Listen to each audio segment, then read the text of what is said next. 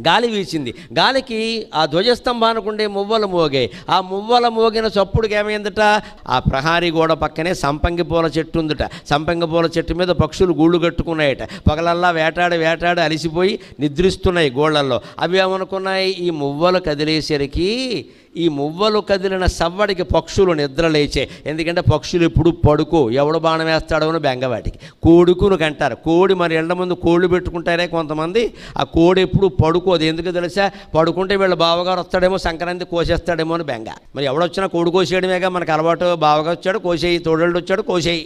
అందుకని ఆ కోడి ఇంట్లో ఉంటూ మనం ఏదో మేత వేస్తే తింటుంది, కానీ దానికి ఎప్పుడు బెంగ. ఎవడో వచ్చారంటే ఆర్టీసీ బస్సు ఇంటి ముందు ఆగిందంటే నా పని అయిపోయిందిరా అనుకుంటుంది అది. అందుకే కోడుకును కంటారు. ఎవరన్నా కొంతమంది చూడండి, పడుకున్నట్టే పడుకుని వెంటనే లేస్తారు. కోడుకునికి అమ్మ పడుకోడంటారు. పక్షులు నిద్రపోవు. భయం భయం భయం ఉన్నవాడికి నిద్ర ఎలా పడుతుందండి. అందుకని పక్షులకు వెంటనే మెలకు వచ్చింది.